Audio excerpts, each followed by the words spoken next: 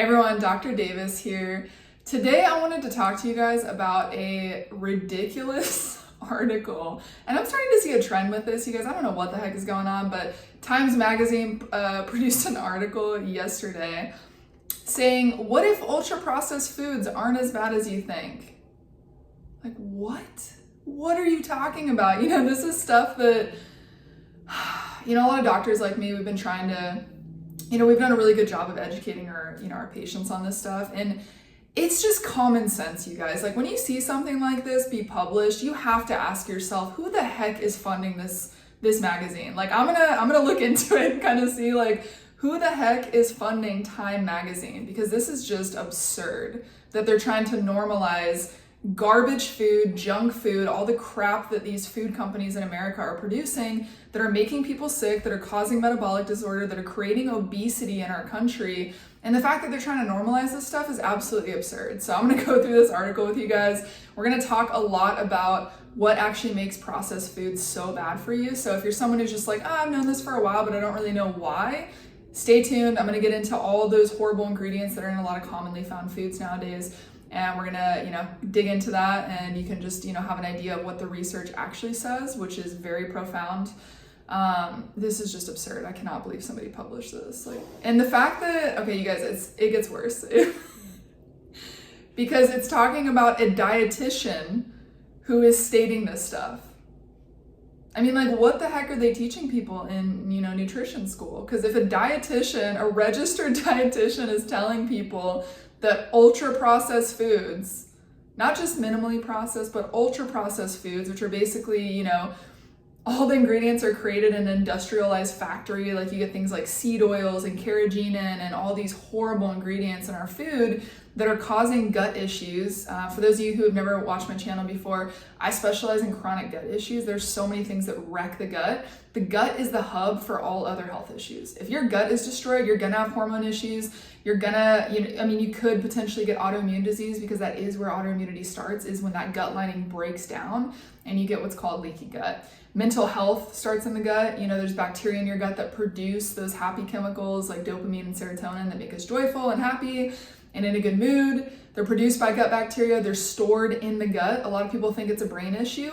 95% of serotonin stored in the gut. I think about 70% of dopamine stored in the gut. So if you have gut issues, which ultra-processed food attacks and destroys, you're gonna have health issues. I mean, look at America. We have, I believe the last, percentage I saw said that about 67 to 70%, so almost 70% of the food produced in the United States is ultra-processed. That means it has things like seed oils. It was created in a lab. It's not anything you could find in nature or recreate in your kitchen. This is stuff that is man-made. Your body's not used to it. We don't have the mechanisms in our body to break it down, to get it out of our system. And it just wreaks havoc on people's body. And it might not be right away. It might be 10, 20, 30, 40 years down the road, but you cannot ignore this. A lot of studies are saying that, all those studies that show ultra-processed food is bad were observational. It's like, of course they are. You can't ever do a completely controlled nutrition study. It's just not possible. There's way too many factors. For those of you who are familiar with science and research, there's way too many of what's called confounding factors. So, for example, what's their stress level like? What's their family life like? What's their social bonds like? How much do they exercise? Do they, have a good morning routine? Do they have good mental health? Like, there's so many factors that you cannot control for when it comes to nutrition. But if every single study is lining up with the fact that this food is creating chronic disease, why the heck would you ignore that? And the reason, because I know this, a lot of people might not, the reason is just corruption. I'm gonna get into that. I'm gonna show you guys how corrupt our system is. The people who are creating these dietary guidelines, how bought out they are by the food companies. So, you just can't deny the results, you guys. Yes, it's observational, but the fact that the United States spends the most on healthcare, trying to heal people, trying to, be the beacon of the world for we have the best healthcare system, then why do most Americans have metabolic issues, or are obese, or overweight, or, have diabetes? Like, we have the highest rates of chronic disease in the world, and we spend the most money on healthcare. How is that possible? When 70% of your food is ultra processed, that's a systemic issue, you guys. And I'm gonna get into this on why these these statements this lady is making are just absolutely ridiculous. So anyways, I got really heated about this because this was the beginning of my journey into functional medicine and healing my gut, was realizing how important food is. Once I radically changed my diet, it profoundly affected my health. Like it was just unreal. And there's so many people who have experienced this. You guys, like, look at all those documentaries out there. Super Size Me. Holy cow. If you want to see the horrific effects of eating ultra processed food every single day for every meal, go watch that documentary. It'll blow your mind. Like, that guy literally almost died. Like, his doctor was like, if you don't stop doing this experiment, you could literally have a heart attack and die. This food is killing you. And he only did it for a month. I believe it was only a month. I haven't watched it in a while, but this is just ridiculous. So when 70% of our food supply is ultra processed and we have the highest rates of chronic disease in the entire world, but we have the best access to healthcare, there's something wrong with the food supply. It's not our healthcare system that's the problem. It's the food that we're telling people is okay for them to consume when it's really not. And so I want to get into this. I get really heated about this stuff because it just really makes me upset that there's just so much of this push to lie to people nowadays, from popular magazines, from the news, from media, from all these governmental organizations that are supposed to be protecting us, the people, and serving us, the people, who have become bought out, who are just in it for the money, who are in it for the paycheck, who are just gonna, give people what they want just to make an extra buck, instead of actually fixing the problem at a systemic level and getting those good quality foods to be able to be available to everyone in the US. So, and because they talk a lot about food deserts in here, and I'm just like, this is a way to basically push the blame from all of this corruption in our system to push it onto the people who are eating healthy, which is ridiculous. So anyways, I digress. Let's jump into it. So this lady, registered dietitian, cannot believe she's actually fighting back against the war on ultra processed food. It's like, come on, lady. Like, we know this stuff kills people. We know it causes so much chronic disease. And it's just absolutely sad that a lot of people are going to read this and be like, oh, it's Time Magazine. This is probably real information. It's not, you guys. It's really sad. But anyways, so, oh goodness. So she initially talks about how there's this doctor who, good for him for publishing this book. I haven't read it yet, but I kind of want to now. But he was an infectious disease doctor. So this guy, Dr. Chris Van Tilliken, wrote a book called Ultra Processed People. He did a similar thing to the guy who did Super Size Me, where he ate ultra processed food for a certain period of time and showed all these crazy results that happened to him, where he gained weight, his hormone levels went crazy. For those of you who don't know, your gut also controls your hormones. You have the estrobolome, which helps regulate estrogen levels in your body. A high estrogen dominance in the body can cause you to gain a ton of weight. So weight gain, boom. It's all starting in the gut, you guys. What you eat matters. What you put in your body matters 1000%. So anyways, his hormones went crazy. His MRI scans of his brain showed changes in his brain. So this is kind of crazy. I really want to read his book now. So yeah, he was basically trying to highlight how broken our system is, and the fact that these ultra processed foods that have become a staple in the American diet are killing people, are creating mental health issues, are creating, autoimmunity, chronic diseases like diabetes, fibromyalgia, like all these crazy diagnoses and, disorders that people are getting nowadays. A lot of it is our food. And I'm going to show you guys so many of these ingredients that have research backing them, showing how bad they are for your health, towards the end of this video. So stay tuned on that, because we're going to highlight all that stuff. So if you guys are someone who's like, I don't even know what to look for when I go grocery shopping on what's bad, what's good, I'm going to talk a lot about that at the end of this video. And you can also check out, I have a series on Instagram called Trash or Treasure. So if you're wondering about the health food brands, because I talk about those the most, because most people, common sense, know that the center of the grocery store is all garbage junk food. Like, I don't really need to go into an aisle and show you that why Doritos are bad. It's just, it's just terrible. Anyways, so I go through a lot of the health food brands because there is a huge craze now in America about the health food aisle.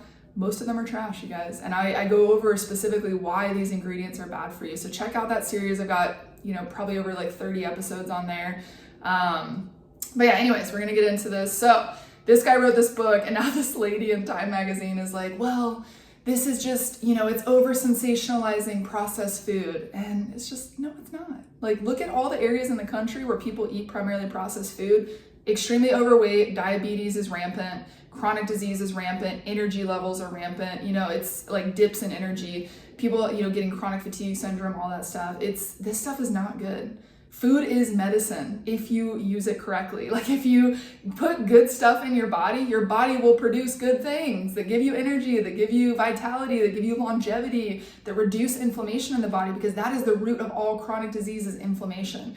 And a lot of these ingredients they put in processed foods nowadays are known to create massive inflammation in the body. And if we know that inflammation is the root cause for everything, and we're telling people that eating these foods that are known to cause inflammation is okay and good for them, that's just doing a complete disservice to people who are really trying to heal and really trying to be healthy. So you guys don't always believe headlines. I mean, I figured this out in my early 20s. I had a big background in science just because in college, I did psychology as a major. I also did microbiology, which is basically kind of infectious disease.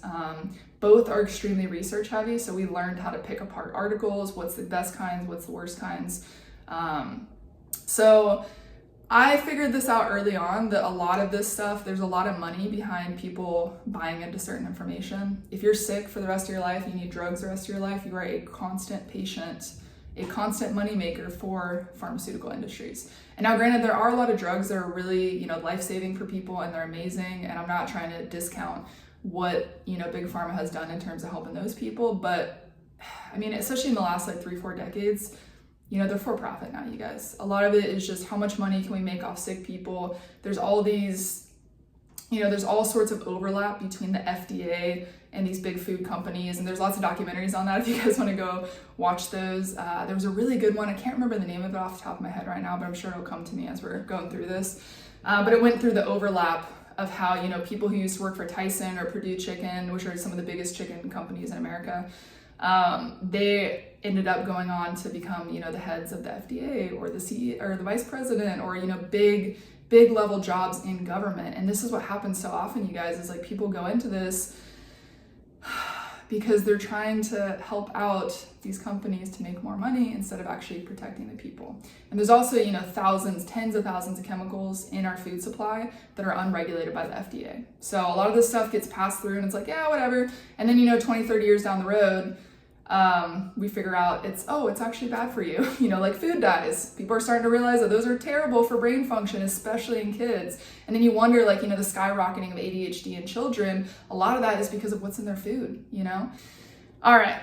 So the reason why this woman wrote this article is because she says that telling people ultra-processed food is bad is marginalizing people in areas where access to good quality food isn't possible. Now, yes, there are food deserts in America, and that is definitely a big issue for a lot of people. However, the easiest way to fix that problem is to encourage healthy food to be produced, to stop subsidizing all this ultra-processed garbage like seed oils, which for those of y'all who don't know, seed oils, so canola oil, sunflower oil, safflower oil are the big ones. There's a lot of other ones, but basically any seed oil that is highly industrialized, it's bleached, it's covered with a toxin that's known to be neurotoxic to your brain. I can't remember the name of it off the top of my head right now, but the process it goes through to become an oil is just so unhealthy, so incredibly toxic.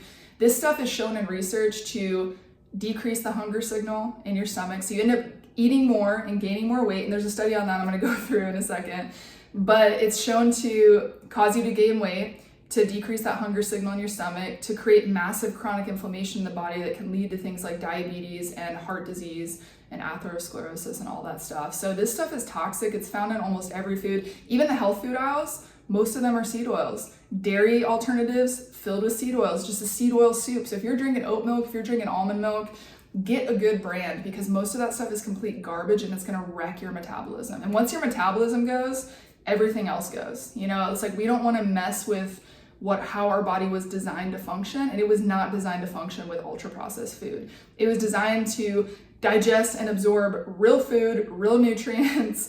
And so this is just a bigger issue of we have to back those companies that are producing good quality food, the farmers who are producing good quality food, to get that stuff distributed to other areas that are in a desert. And I feel like a lot of this article is just placing the blame on people who are trying to bring awareness to how unhealthy this stuff is and help people change and become, healthier and better.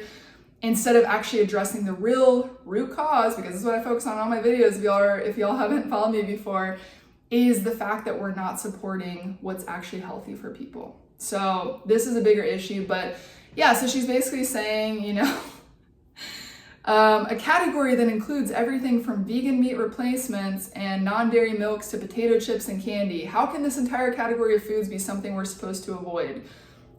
Because it's horrible for you, and anyone who's cut out ultra-processed food for a month in their entire life has noticed a significant difference in weight, sleep, energy levels, you know, all that stuff. And it's just common sense, you guys. Like, this is just ridiculous that they even have this article, because there's gonna be so many people who are gonna read this and take it for truth and be like, oh cool, I can go and eat cereal for every meal. No. What's the number one driver of inflammation in the body? Sugar, processed sugar. You know, most processed foods has high fructose corn syrup, or they'll try to hide it now and put, you know, like sucrose or fructose in there. It's all sugar, you guys. All this processed sugar that is just so bad. It drives up inflammation in the body. It leads to so many disorders like diabetes and all sorts of bad stuff. So sugar is not good. That's how you can actually get fatty liver. If anyone has non-alcoholic fatty liver disease, you're basically turning that sugar into fat, and then it stores around the liver, which is not good. And that also drives up cholesterol. So processed sugar drives the formation of excess cholesterol in your blood, which is not good. So all sorts of bad issues associated with that. But let's just talk about a few of these things that she listed.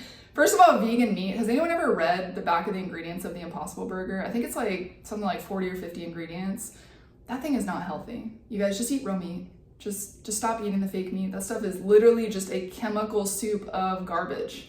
And yeah, they have like beet juice and stuff and all that in there, but there's a lot of nasty chemicals in there to keep it fresh. It's not good for you. Non-dairy milks, most of them are garbage. So obviously I know a lot of people have dairy sensitivities, so obviously you've got to heal the gut, fix the root cause. I used to not be able to do dairy for about a decade.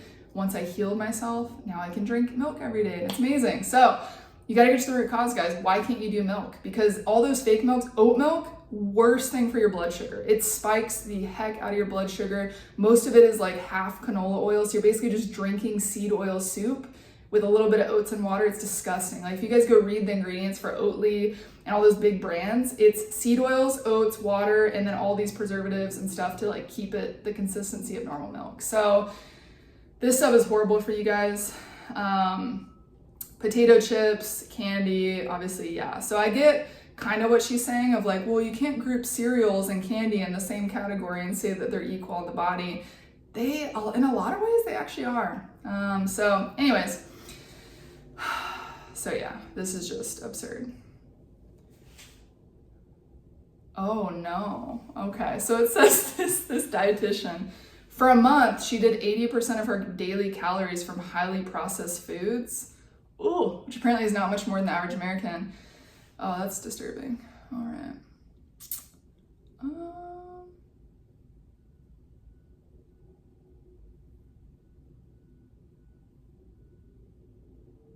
Oh, there's no way. It says a weird thing happened. Wilson found that she had more energy and less anxiety. Are you insane? Oh, heck no. She felt better eating an ultra-processed diet than she had before. Oh, good Lord. Yeah, also she wasn't eating an ultra-processed diet. So sometimes she ate beans with avocado and hot sauce. It's like, that's not ultra-processed food. Yogurt with jam. Ugh.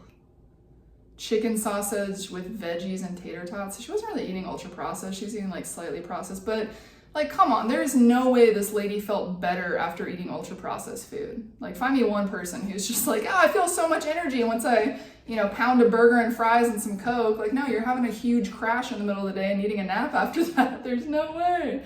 So yeah, this whole article, I mean, it just really irritates me because it's basically just promoting this idea that we don't need to regulate food. We don't need to start producing healthier foods. We need to just be okay with the fact that most of our food is ultra-processed garbage and tell people that, no, I felt better on it and it's good for you. And oh my God, this is just ridiculous. Oh, goodness. All right.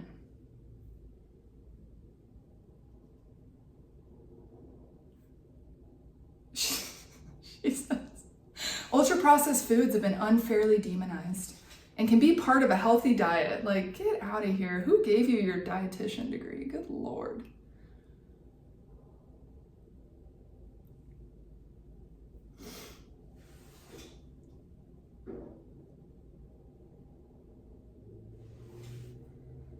Oh, man. Okay, well, luckily it says she has endured plenty of criticism because she's not popular among the nutrition science establishment. Well, praise God for that. Oh, goodness. Yeah, so anyways. Yeah, this article is making me angry. Okay.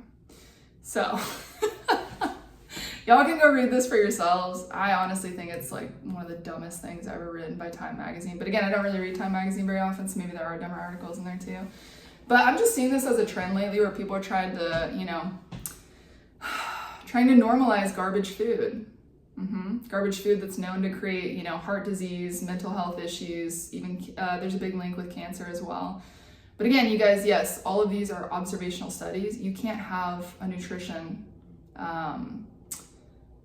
study that doesn't have confounding factors and confounding variables. It's not possible. But if every single, like this one right here, so ultra-processed foods and human health, an umbrella review and updated meta-analysis of observational evidence. So for those of you guys who don't know, if you can't actually group something into one of the, gold standards for science like nutrition, meta-analysis is the most accurate, the most high quality study you can have for things like this. And so let me just read this to you since this lady is claiming ridiculous nonsense.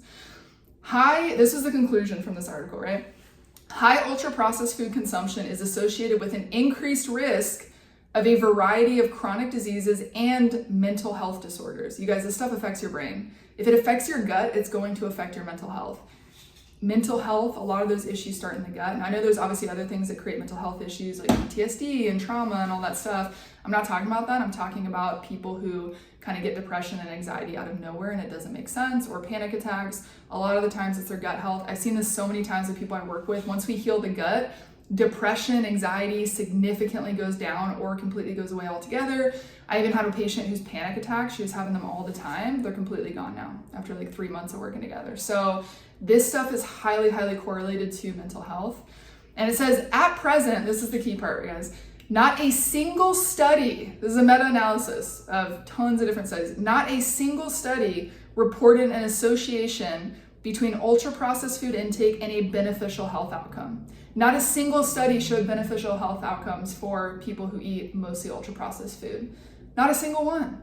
These findings suggest that dietary patterns with low consumption of ultra-processed foods may render broad public health benefits. You guys, this should be common sense. I feel like most people are kind of getting there, and we're on a really good trend towards a healthier food supply because of all the, all the promotion of, how bad seed oils are for people. Now you're seeing a lot of companies stop using seed oils, start using coconut oil, avocado oil, things that are a lot better for you, olive oil, which is really, really amazing. That is a huge upward trend in the right direction because seed oils are so toxic, you guys. It's one of the reasons why I don't eat out very often because most places cook in seed oils. I only found one place in San Diego that uses beef tallow. And so if I ever want like a burger and fries, I go there because it's not gonna have the same effect on you as something that's, baked in rancid seed oil or, fried in rancid seed oil all day. That stuff's nasty. So yeah, so that was a meta-analysis showing that there is an association between ultra-processed food and chronic disease and mental health disorders. So you guys, not a single study showed a beneficial health outcome. So the fact that this lady is touting that, ultra-processed foods aren't that bad is just completely nonsensical. I just cannot believe this lady. I'm wondering how much she's being paid to say this. So anyways, sorry, I'm a little spicy on this video, you guys. You're getting the raw Dr. Kate Davis today, so. Oh goodness. All right, so the next thing I wanted to talk about, because a lot of you are probably like, okay, well, maybe there is some truth to what she's saying. Well, great question, you guys. Let's look at who funds the people recommending diet in America. This is a great article. All right, so this one right here, this is from 2020, so it was like 4 years ago. I know there's a lot of other stuff I know there was one recently about the FDA having a huge conflict of interest of like, I think it was about 50%. And they came out saying, no, it's actually 47%. This is false information. It's like, get out of here. You're still almost half corrupt. Like, come on. Anyways, if I find that one, I'll post it on here, but I don't actually have access to it right now. Conflicts of interest for members of the US 2020 Dietary Guidelines Advisory Committee. These are the people, you guys, who recommend the food that your children are eating in the cafeteria at their public schools. So this is really important. It's not just a committee that's telling adults, the food, pyramid was complete garbage. We already know that. But it's not just recommending it to adults. This is what decides the food that is being placed in your child's school that they're eating on a daily basis, 5 days a week. So this is incredibly important because we're seeing a huge skyrocketing of childhood diseases, chronic diseases in kids, which, to my knowledge, never existed in the 90s when I was growing up. You never heard of a kid having diabetes or, some chronic autoimmune condition. Like I have so many people who reach out to me now on Instagram who are like, my kid has severe eczema or an autoimmune disorder or, any sort of other chronic disease. And I'm just like, what the heck? How does your 3-year-old or your 5-year-old have this stuff going on? Like, this doesn't make any sense. And you just look at all this research about people, especially kids being born with over 200 chemicals in their bloodstream because we live in such a toxic environment, especially in America, that, that is creating a factor. Our food supply is complete garbage now. The stuff they're giving kids in school was not the food that I ate when I was a kid. If you actually go back, because a lot of people will say, this is the next thing, people will be like, well, I ate that when I was a kid and I was totally fine. If you go back and look at the ingredients from the popular foods that you ate in the 90s, go look at the ingredients they use now, they're completely different. Even ketchup, Heinz ketchup, the ingredients are different from when I ate it as a kid in the 90s to now in the 2020s. So yes, you were fine when you were a kid, but that's because they were using fewer ingredients, more whole food ingredients. There wasn't this huge push for industrialized, garbage in all of our food, because the bottom line for a lot of these food companies is profit. So if they can make way more profit using seed oils versus beef tallow or coconut oil or avocado oil, they're gonna do it. And so it's when we start, fighting back and saying, hey, this isn't right. This is causing disease. This is creating issues in people's health. That's when things start to change. And we're seeing this trend over the last 5 to 10 years of this happening. And now you get garbage articles like the Time magazine coming out with this stuff saying, oh, well, maybe it's not that bad for you. Like, get out of here. This is ridiculous. So anyways, sorry, I'm on a big soapbox today. I really wanted to record this episode because I was like, oh, I'm heated. I'm gonna talk about this. All right, so this study, the results, our analysis found that 95%, can we just pause for a second? Almost 100% of this committee, all the members, had conflict of interest with the food and or pharmaceutical companies. These are the people creating lunches for your children. You know who makes money if your kid is sick, starting when they're a child towards the rest of their life and they're stuck on 7 medications? The pharmaceutical industry and the food industry, who's creating the problem in the first place. So you guys, this stuff does happen. This is not new. There's been so many documentaries over the last 20, 30 years that have exposed this stuff, that have shown it, and people just either don't care or they don't know about it or they just don't believe it. This is 95% of that committee that told you this stuff's healthy for your kid had financial ties with big pharma and food industries. That is not okay.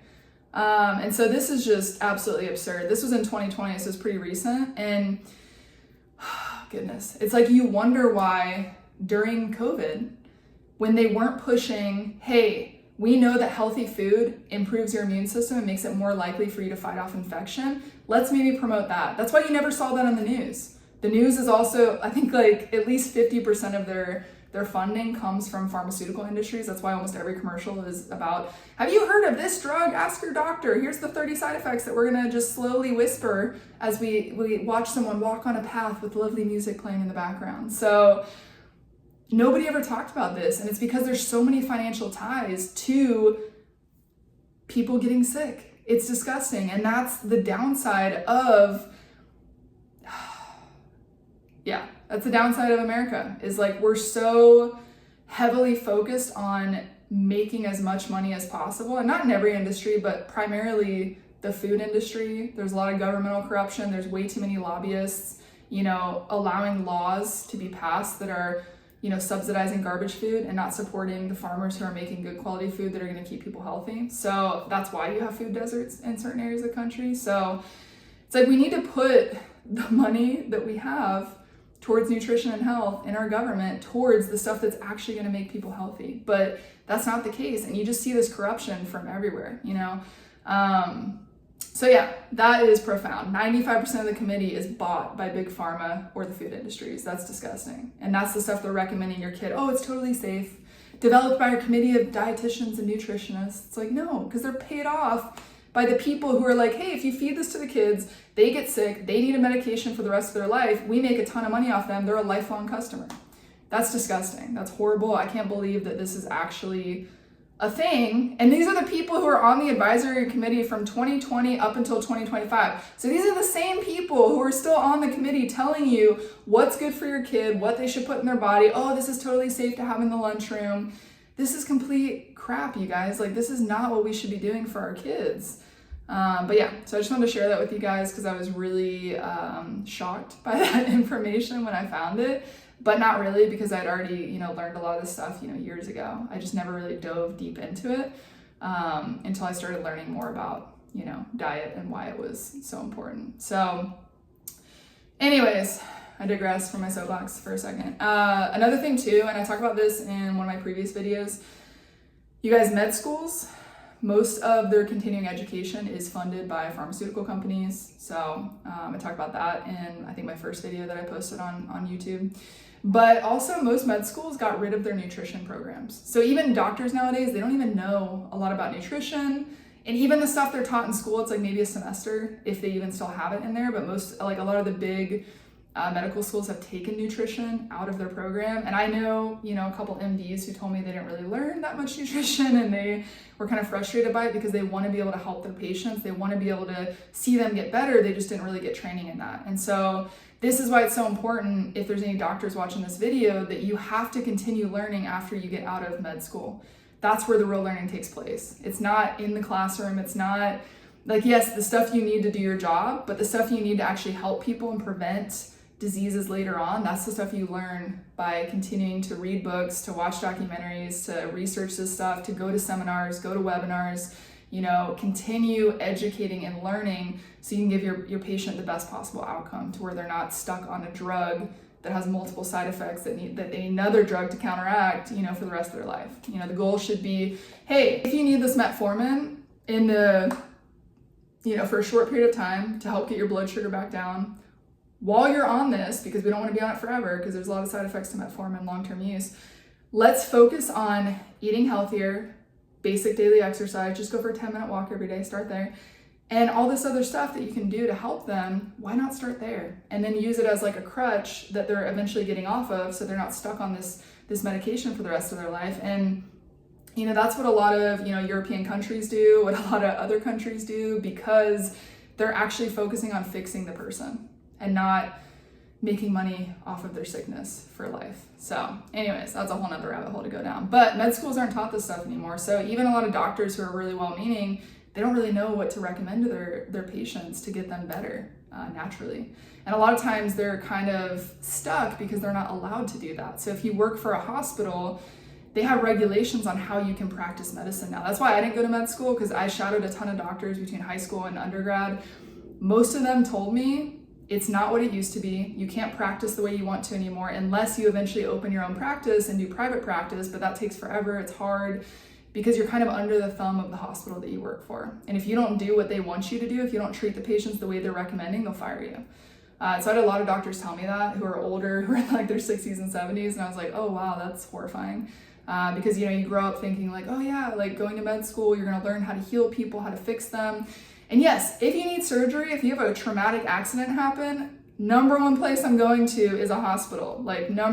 They excel at trauma medicine, at surgeries, at all that stuff, but they do not excel in long-term health, in preventative medicine. That's where functional medicine doctors, naturopaths, that's where we thrive, is in that realm. So if you obviously need surgery or you have a traumatic accident, absolutely go see an MD. They're the best at it. They're gonna fix you up and do a great job at it. But there's so many factors that prevent them from being able to really help you long-term. And a lot of it is the segmentation in medicine of, oh, I'm an endocrinologist, I only deal with hormones. I'm a neurologist, I only deal with the brain. I'm a GI doc, I only deal with the gut. All three of those systems function together. It's the neuroimmune endocrine axis, I believe is what they called it. So if you really want help in any of those areas, you have to go to someone who knows how the whole body functions together and who can actually heal you at the root level to get you back on track in terms of your health goals. So anyways, getting really off track here today. Got a lot of rabbit holes I'm chasing down here. All right, so back to this article, this nonsense article. Another thing I want to talk about before I go into all of these ingredients that are horrible for you that are found in ultra-processed foods is the fact that, did you guys know, you guys might not know this, most food companies will hire what's called a food scientist who comes in and tells them what ingredients to add to the food to make it extremely addicting so that you eat the whole bag. For example, seed oils, they basically shut off that signal in your stomach that tells you when you're full, so you end up eating more food and you end up gaining weight. And the reason for that is if you eat more of the food, you'll go buy more of it and the food company will make more money. So they actually have food scientists who come in and say, hey, if you add these ingredients, you tweak this, you add this person will eat the whole bag, or this person will eat the whole pint of ice cream instead of just taking a few bites of it. And so a lot of people are just like, oh my God, I can't believe I just ate that whole bag of salt and vinegar chips. That's horrifying. And also, yeah, because you're just drying out your intestines with all the salt in it.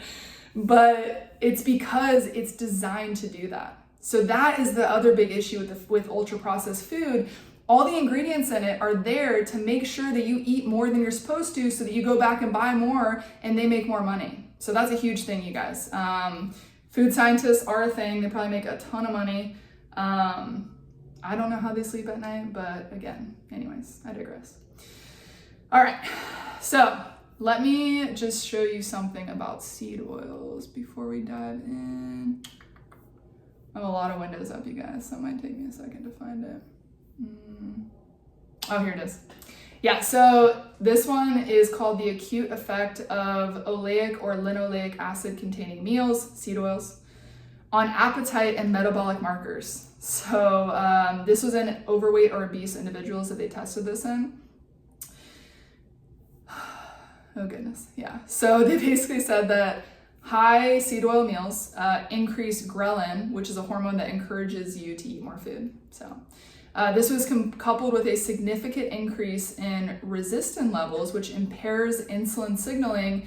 Insulin resistance is what leads to diabetes. So this is a huge driver of diabetes in people is massive intake of seed oils. Taken together, this study indicates that in overweight or obese individuals, high seed oil meals may promote excess energy intake and alter glucose handling, which basically means they eat more food and they could eventually lead them to insulin resistance or type 2 diabetes. So this is significant, you guys, because this stuff is found in everything. You go to a restaurant, ask them to cook your food in butter, because I guarantee when you ask them, hey, what oils do you cook your food in? Canola oil. Most food prep companies, canola oil. Or, oh, we do a mixture of olive oil and canola. It's like, that's still garbage. Do not put this crap in your body. Also, there is no canola plant, by the way. For those of you who don't know what that means, it stands for Canadian oil low erucic acid.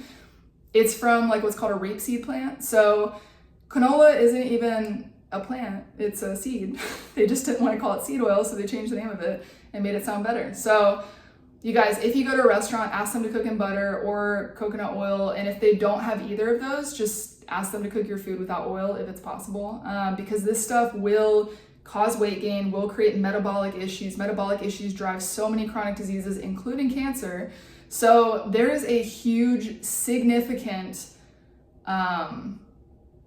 correlation with eating these foods. It's been shown in research, gaining weight, ending up with chronic disease, ending up with metabolic disorder. So the fact that this person even wrote this article saying, oh, I don't know why ultra processed foods are being demonized. Like, girl, have you read an article on any of this stuff? Have you? Please answer me. I don't know. It's just, it's baffling. I just don't understand how anyone could write that. It's like, yes, there are food deserts in America, but there are better ways to combat that than telling people, oh, just be okay eating your garbage. No, why don't we fix the food supply, actually put the money towards the right food, not the subsidized garbage that's in grocery stores, and, you know, get more of this food out to more people who really need it. And also in a lot of areas that are really small, you can go to a local farm. Just go to a farmer and be like, hey, I want to buy chicken meat from you. Cool. Okay. Or I want to buy eggs from you. You know, you don't have to go to a grocery store. So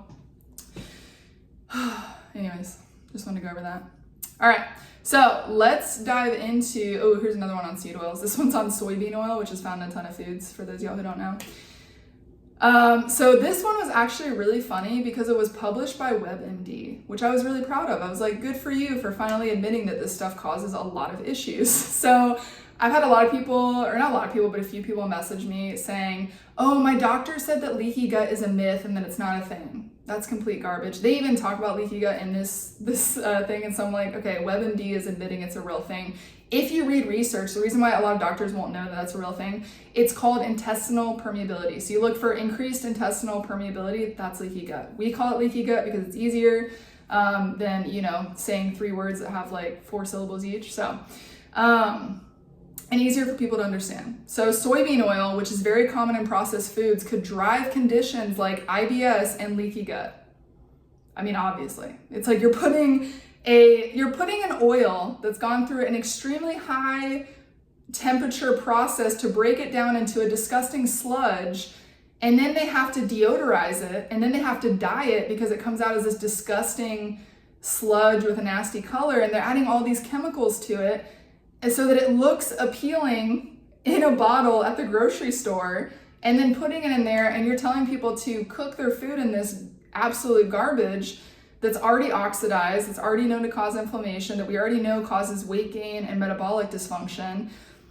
And they're telling people that this is okay. This was what the Heart Association pushed on people, you know, back in the day when they said, oh, we were going to demonize all fats now. Butter's not good for you anymore. Eat your margarine, which is basically seed oil. It's like condensed seed oils. It's disgusting. It's vegetable oils. It's gross. And don't eat butter because it's known to cause heart disease. And now all research points to the opposite. Hey, all these oils are causing massive inflammation in the body that can lead to those arterial plaques that generate heart disease. And, you know, they're finally admitting like, oh, well, I guess it's very common in processed foods. It could drive, you know, conditions like IBS and leaky gut. Well, no kidding.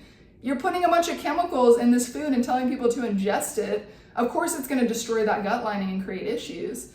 I mean, this is just ridiculous that people are finally just posting about this now when, you know, we've known about it for a while. I mean, it's great because there's been so much, you know, exposure because of social media, which is amazing, that a lot of doctors have come out and said, hey, this actually isn't good for you. For those of you who don't know, there's like a whole backstory to that I don't think was ever on mainstream media. No surprise there. But the American Heart Association accepted a donation from the sugar industry at the time. And all of a sudden after that donation, which was, you know, millions of dollars, by the way, they started telling people that butter was bad for you, seed oils are good. And now we have all these chronic inflammatory issues that people are dealing with nowadays. And I think a lot of it is because this oil is in most processed foods, almost every single processed food, especially ultra processed, all of them have this oil. Most healthy brands still have seed oils in them. Like, it's just baffling. It's like, if you're going to create a healthy product, at least change the oil. Like, it's the only ingredient that you're missing. Just change it. You already changed all the other ones. So anyways, really cool that at least the WebMD is finally admitting that this stuff is toxic for you and causes a lot of issues. So I want to go through some common ingredients that you guys find in ultra processed foods. So a lot of the healthy things you guys are using, like oat milk and almond milk. First of all, if you can handle dairy, drink raw milk. It's so good for you. It's in its pure form, so that is really, really important. If you can get raw milk, that is the best. I know there's states that don't allow it still, which is kind of baffling. Like, buy your cigarettes and alcohol, but no, you can't have raw milk, God forbid.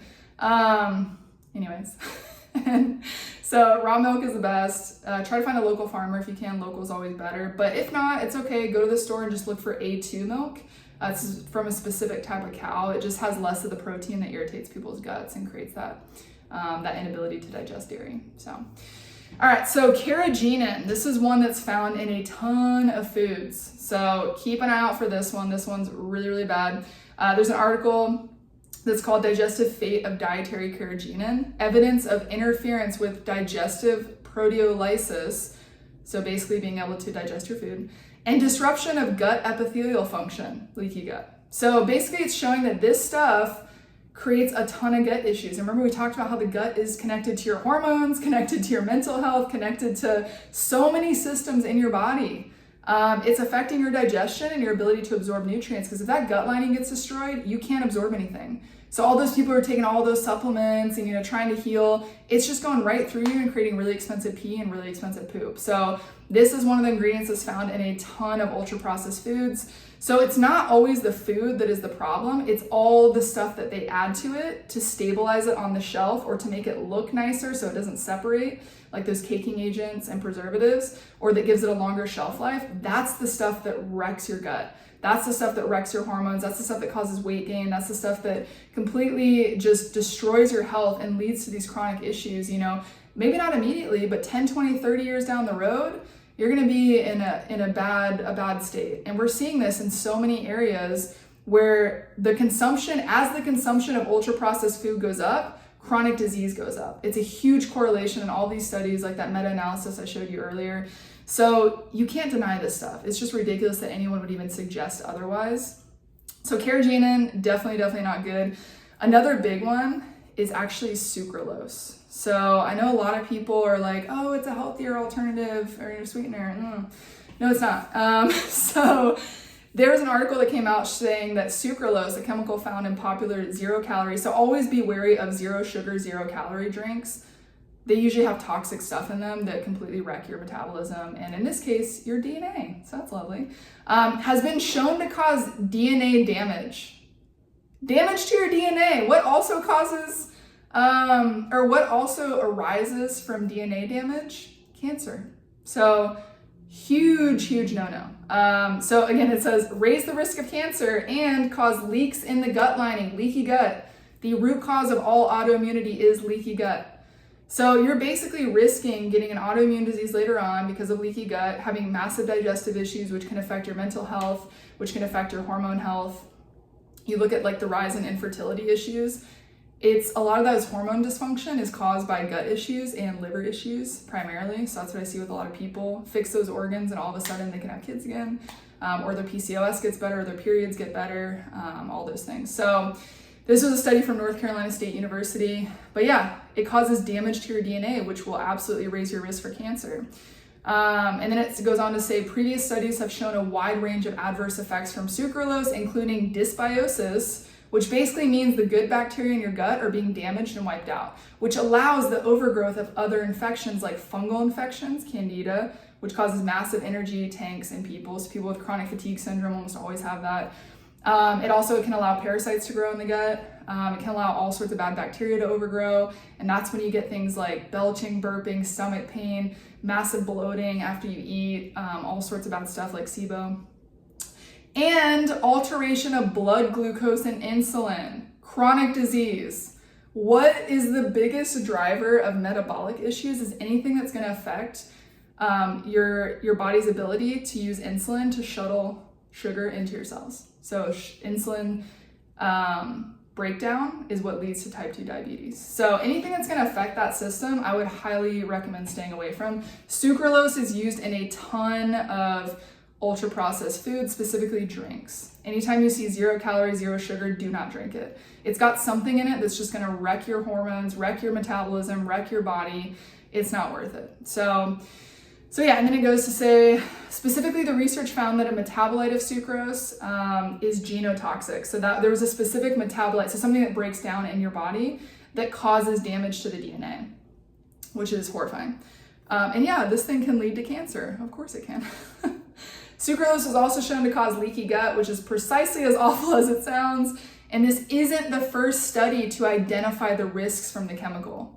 So this isn't the first one, you guys. This has been around for a while, but you have all these people being like, no, sucralose is safe, it's totally fine. It is absolutely not. So stay away from sucralose. It's found in a ton of ultra processed foods. So again, you guys, it's not the food that's the problem, it's all the crap they had to add to it to make it stable on the shelf, to make it look nicer, to make it colorful, all those food dyes they put in stuff.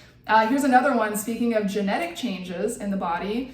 Soybean oil is America's most widely consumed cooking oil. This is what most restaurants use, you guys. You gotta be really careful about where you got to eat. Causes genetic changes in the brain.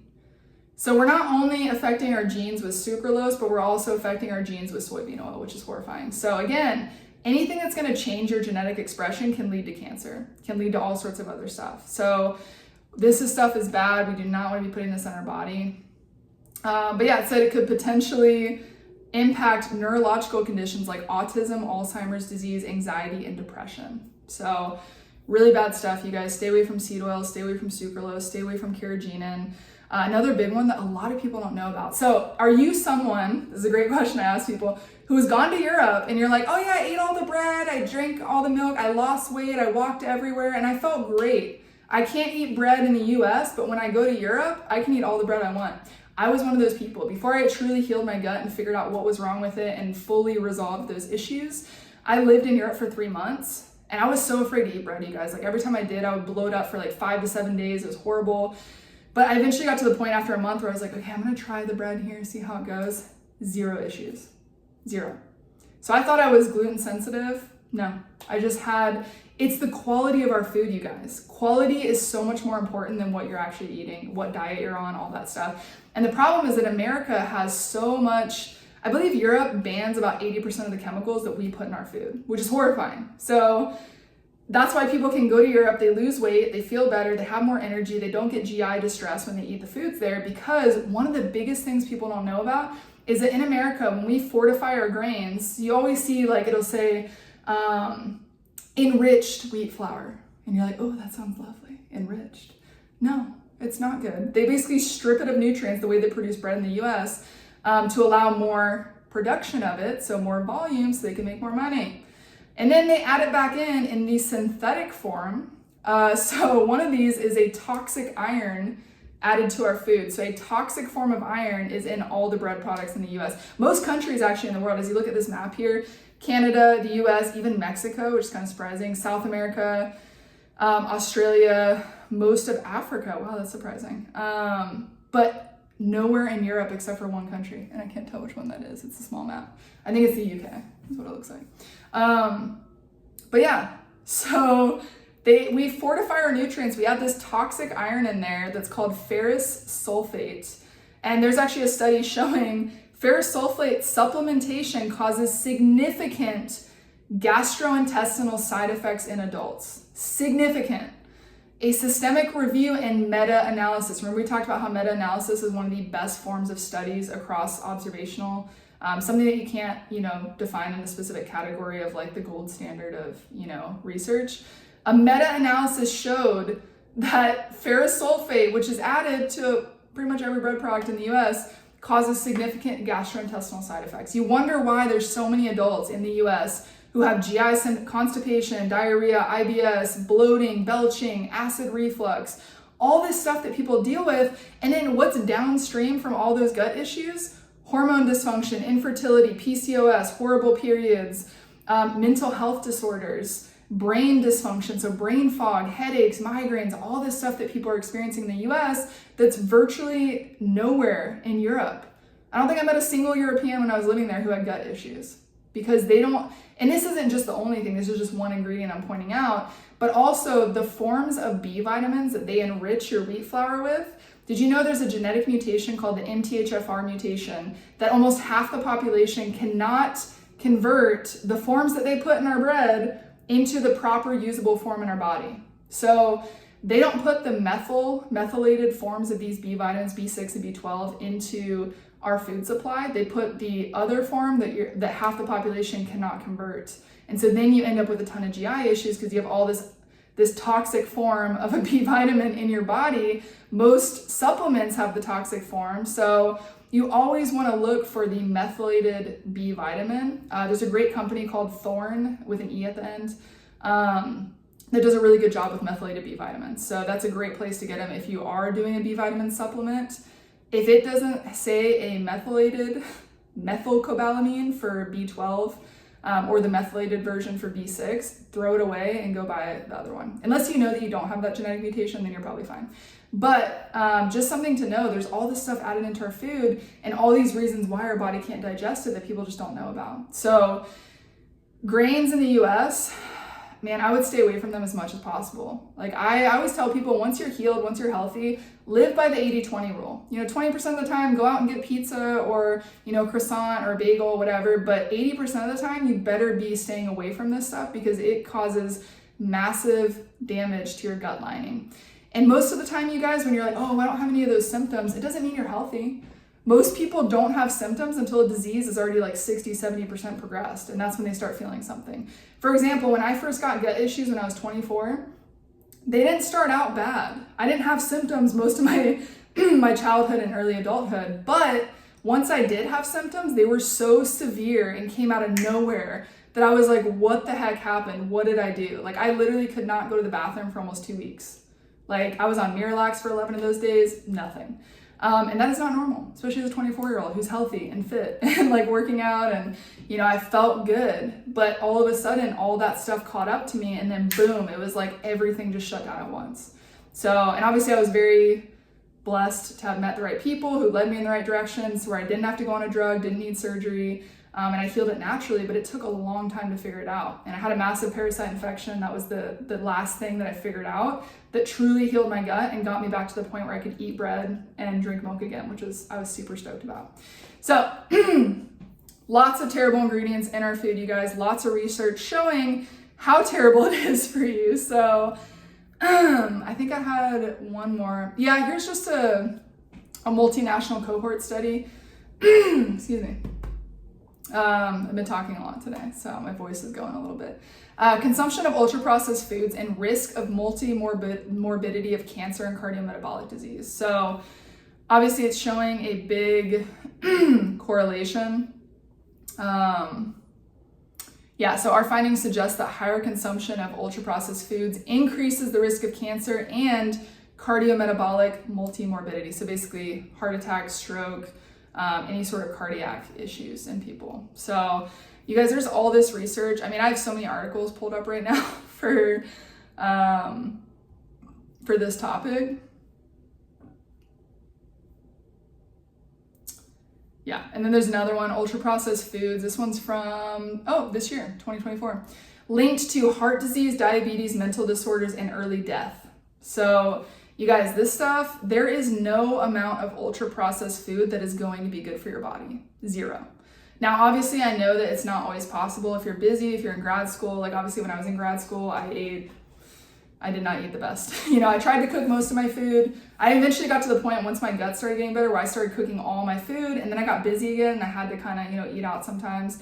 But all through undergrad, I mean, I think we all slept for 4 hours a night and, hung out with our friends way too much, like into the late hours of the night, and ate garbage food. Like, I ate ramen, mac and cheese, all that stuff that's terrible for you. So it's not good. Eventually it'll catch up to you. It might not be something that you notice for a long period of time. A lot of people don't know they have cancer until it's stage 4. That's when they start feeling symptoms and pain. So you guys, don't wait for symptoms to pop up to start focusing on your health.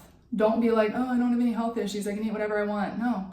80-20 rule, yeah, go for it if you're healthy, but do not be eating this stuff as a majority of your diet. Avoid the pastries, all that stuff at coffee shops. Just go in and get coffee. I wouldn't use any sweetener except honey. Maple syrup's okay. I know sometimes they make a salted maple latte. It's really good. But you want to go with natural sugars. So honey, maple syrup, raw cane sugar is okay. Your sugar actually should be like a brownish tan color, not white. That means it's processed if it's white.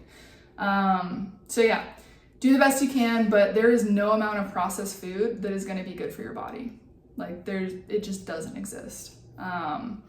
Because of all the chemicals and all the preservatives and all the stuff they add to it that our body was never exposed to, that we're not designed to break down, that we're not designed to get out of our body because our body doesn't know how to do it because it's not found in nature.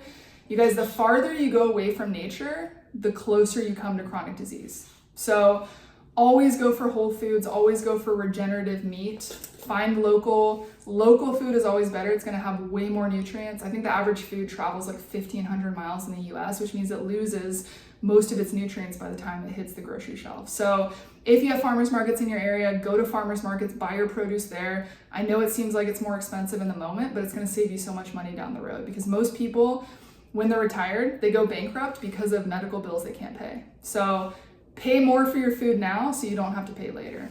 So That's all I wanted to say. I know most of this was a rant, but hopefully it was good. And if you guys like this episode, please hit the subscribe button below, like the video, ask any questions that you have, or even if you disagree with me on something I was saying, please put it in the comments. I'm happy to chat with you guys and, have a discussion. And I'll see you next week on the next video.